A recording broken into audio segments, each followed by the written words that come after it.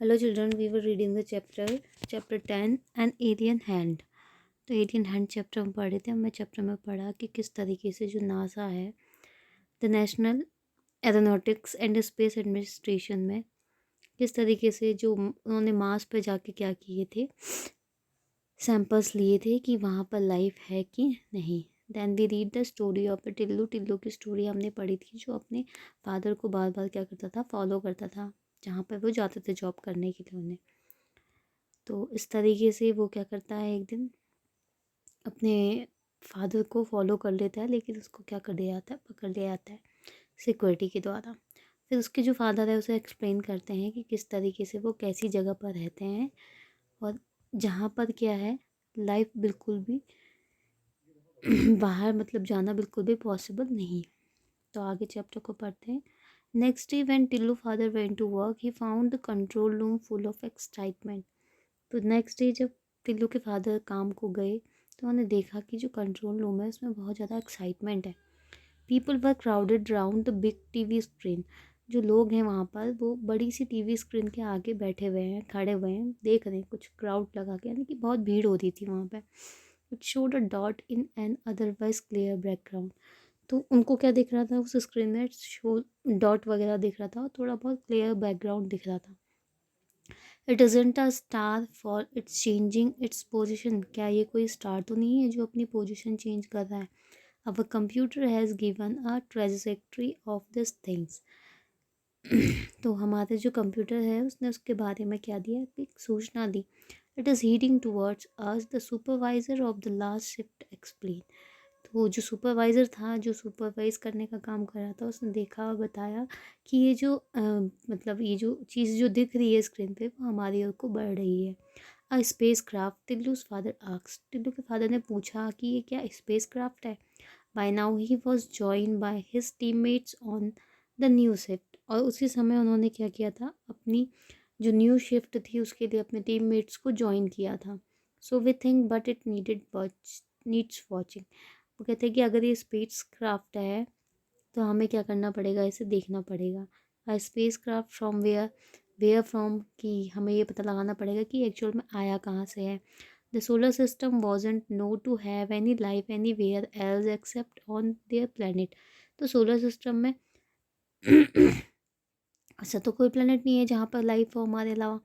टिल्लू's father recalled the ancient days recorded in the chips at the Central Bureau when their ancestor had a solar system. Ancestor has developed space program and had searched the solar system with manned and unnamed spacecraft and found that they were indeed alone. तो पहले जो उनके जो टिल्लू के father हैं वो recall करते हैं कि जो उनके एनकेस्टर्स थे, जो उनके पूर्वज थे, वो इस तरीके के प्रोग्राम बनाते थे, मतलब स्पेस प्रोग्राम बनाते थे और अगर अलग अलग स्पेसेस पे जाते थे। लेकिन अभी तो यहाँ पर कुछ भी ऐसा नहीं हो रहा है, मतलब ये तो तब से क्या है, अकेले हैं, अलग है। Now in this days of the energy shortage of underground life. अब इनकी जो लाइफ है वो इस तरीके से कि इनको अंडरग्राउंड में रहना पड़ता है और यहाँ पर सोलर एनर्जी की बहुत ज़्यादा शॉर्टेज है। They had no space programme. अभी तो कोई भी स्पेस प्रोग्राम नहीं है, तो इसलिए उनके माइंड में एक क्वेश्चन आया कि ये स्पेस क्राफ्ट एक्चुअल में आया कहाँ से। They could only watch importantly from their vintage point. अब मेन रीज़न ये था कि उस स्पेस क्राफ्ट को उनको क्या करना था, केवल अपने विंटेज पॉइंट जहाँ पर वो हैं वहाँ से देखना था, क्योंकि वो बाहर नहीं जा सकते थे। हु वर दीज स्ट्रेंजर्स, और उन्हें ये देखना था कि ये जो स्पेस क्राफ्ट है और ये जो स्ट्रेंजर्स है ये एक्चुअल में है कौन। The conference room in the central bureau was so quite. जो कॉन्फ्रेंस रूम था सेंट्रल ब्यूरो का वो बिल्कुल शांत था। That an outsider would have thought it was empty. तो जिससे कि जो आउटसाइडर है, जो बाहर के लोग हैं, उनको लगे कि ये क्या है, खाली है। Far from it. It was a full of a capacity, but the member of a central committee were unusual quiet. ये क्या था, कैपेसिटी से भरा हुआ था, लेकिन जो कमेटी के मेंबर थे वो बिल्कुल शांत थे। They knew the president was going to make a momentous announcement. उन्हें लगा कि जो प्रेसिडेंट है वो क्या करेंगे, कोई अनाउंसमेंट करेंगे, उसके बाद ही वो निर्णय लेंगे कि उन्हें बाहर जाना है कि नहीं। Colleagues, I will give you the report as I have it. तो जो कलीग्स मतलब होता है साथियों, वो बोलता है कि साथियों देखो, मैं आपको क्या दूंगा, रिपोर्ट देते रहूँगा कि यहाँ पे क्या हो रहा है। While I speak there may be a change in the situation, और जब मैं बोलूँगा तो आपको सिचुएशन में कुछ चेंजेस करने होंगे। The president pause to get his papers in order and then continue. जो प्रेसिडेंट था उसने क्या किया, ऑर्डर किया, उसके बाद कंटिन्यू उसने अपना काम करना स्टार्ट किया। तभी देखा गया कि 2 स्पेस क्राफ्ट आर अप्रोचिंग अस। ने देखा कि 2 स्पेस क्राफ्ट उनकी ओर को आ रहे हैं। One in an affect orbiting our planet while the other is still far away. तो उन्हें देखा कि एक जो है ऑर्बिट पे, यानी कि उनके प्लेनेट के चारों ओर घूम रहा है, और दूसरा अभी भी उनसे क्या है, थोड़ी बहुत दूरी पे है। We guess that they are coming from our neighbouring planet. तो हमने ये अंदाज़ा लगाया कि शायद ये हमारा जो आसपास का कोई प्लेनेट है वहाँ से ये आए हुए हैं। हाउ शुड वी रिएक्ट, हमें इस सिचुएशन में कैसे रिएक्ट करना चाहिए। Number 1, you views please, you view please. और नंबर 1 को ये कहा जाता है कि तुम इस पर क्या रखो, नज़र रखो। Number 1 is in the charge of defence, क्योंकि नंबर 1 किसके चार्ज में था, डिफेंस के चार्ज में। अगर कोई भी हमला होता है वहाँ से तो आपको क्या करना है, डिफेंस करना है, यानी कि बचाव करना है। He was known for his courage and wisdom. और उसको किस चीज़ के लिए जाना जाता था, उसकी विजडम के लिए, उसके साहस के लिए। Sir if we wish we can totally destroy this spacecraft with our missiles. तो बोलते हैं कि सर अगर देखिए ऐसा है, अगर आपको लगता है कि ये हमारे लिए डेंजरस है तो हम क्या कर सकते हैं, इस स्पेस क्राफ्ट को अपनी मिसाइल से नष्ट कर सकते हैं। But that won't make any wiser, लेकिन ये करना कोई समझदारी का काम नहीं होगा। We don't have the capacity to render these craft unoperational in space. हमें मतलब हमारे अंदर इतनी कैपेसिटी नहीं है कि हम क्या कर सकें, इनका जो ऑपरेशन है उसको फेल कर सकें। But should they land we can render them effective any time we choose. अगर ये हम पे कोई नुकसान पहुंचाते तो हम क्या कर सकते हैं, कभी भी इन पर हमला कर सकते हैं। Our report says that they do not contain living beings. और हमारी रिपोर्ट ये कहती है कि ये कुछ लिविंग बींग्स नहीं लेकर आए हैं। They only have a instrument. इसमें जो स्पेस क्राफ्ट है इसमें क्या है, केवल इंस्ट्रूमेंट है। Number 2, your opinion please. Number 2 से फिर ओपिनियन लिया जाता है। ये सारी चीज़ें कहाँ पर हो रही हैं, यानी कि जहाँ पर टिल्लू के फादर जो रहते हैं प्लानट पर, मार्स पे, वहाँ पर ये क्या कर रहे हैं, मतलब अंडरग्राउंड पैसेज में उस लोग रहते हैं, तो वहाँ पर उनका एक ऑफिस है, वहाँ पर ये डिस्कशन हो रहा है। The president asks the scientist of the committee से ये क्वेश्चन किया जाता है, I recommend non interference and a passive observation. तो कहते हैं कि देखो मैं तो ये रिकमेंड करूँगा कि कोई भी इंटरफ्रेंसेस नहीं करना चाहिए हमें, कोई भी सक्रिय ऑब्जर्वेशन हमें नहीं करना चाहिए। Since we do not the power of the senders of these, क्योंकि हमें पता नहीं है कि ये स्पेस क्राफ्ट कहाँ से आया है, उनकी पावर क्या है। And we all are still in the dark about their intentions. और अभी हमें मतलब कुछ पता नहीं है उनके इंटेंशंस क्या हैं, उनके इरादे क्या हैं। It is wise not to reveal our existence. ये अच्छा होगा कि अगर हम अपनी जो एग्जिस्टेंस है, कि मतलब हम लोगों को ना दिखाएं कि हम यहाँ पर रह रहे हैं। If you destroy this spacecraft और render them effective we might reveal our existence. अगर हम क्या करते हैं, इसको डिस्ट्रॉय कर देते हैं स्पेस क्राफ्ट को, या फिर कोई नुकसान पहुँचाते हैं, तो उससे क्या होगा कि सबको पता चल जाएगा कि हम इस ग्रह में रह रहे हैं। The president look at number 3। उसके बाद जो प्रेसिडेंट होते हैं वो नंबर 3 की ओर को देखते हैं। अ सोशल साइंटिस्ट जो होता है, he really agreed with number 2। वो बहुत मुश्किल से नंबर 2 से एग्रीड करता है। But this was one of those rare occasion when he did. लेकिन ये बहुत कम ऐसे ओकेजन थे जब ये क्या करते थे, विश्वास करते थे इस चीज़ पर। I agree with number 2 sir. वो कहते हैं कि मैं नंबर 2 से एग्री करता हूँ। In fact I will go so far as to say that we should keep our surface activity to the minimum.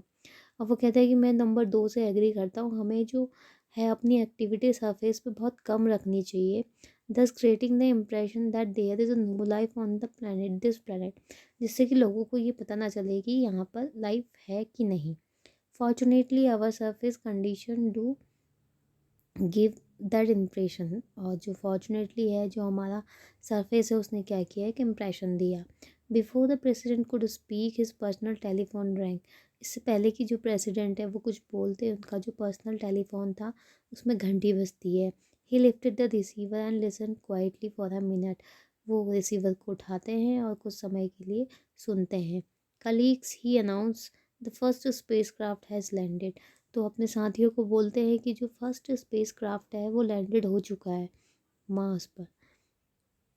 It was a red letter day in Tillu's life. तो ये टिल्लू की लाइफ का रेड लेटर डे था, यानी कि बहुत खुशी का दिन था, क्योंकि आज वो अपने पापा के ऑफिस में गया था।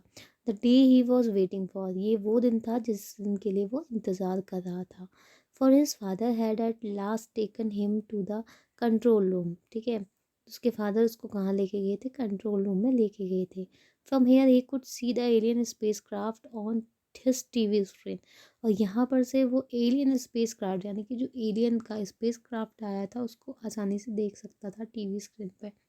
What a funny looking thing daddy, what does it contain? Tillu asks.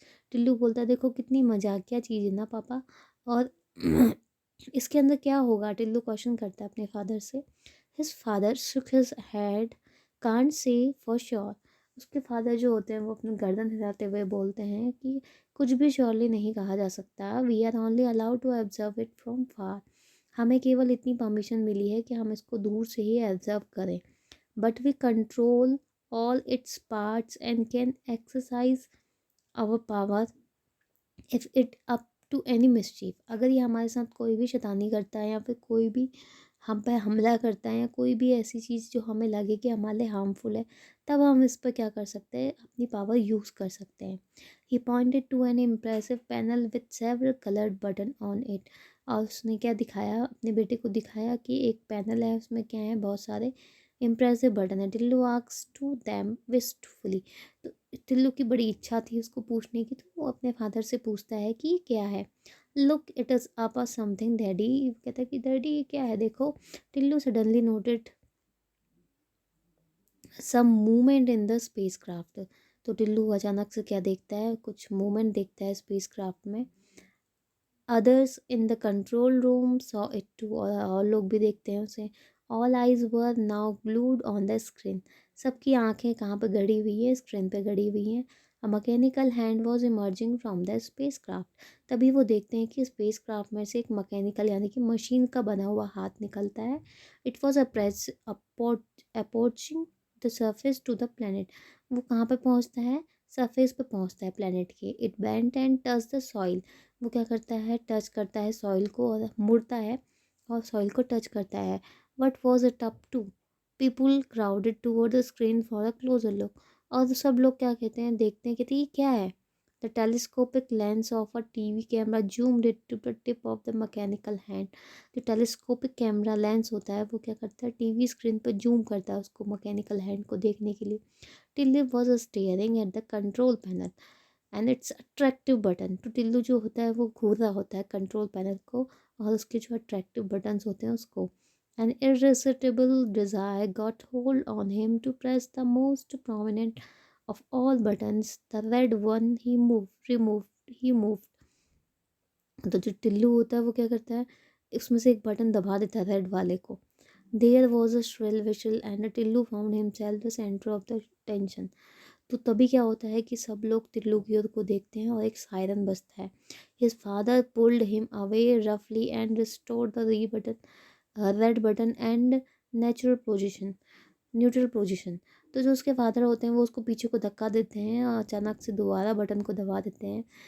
But the damage was done. लेकिन तब तक डैमेज हो चुका होता है। The mechanical hand from the spacecraft ceases to work.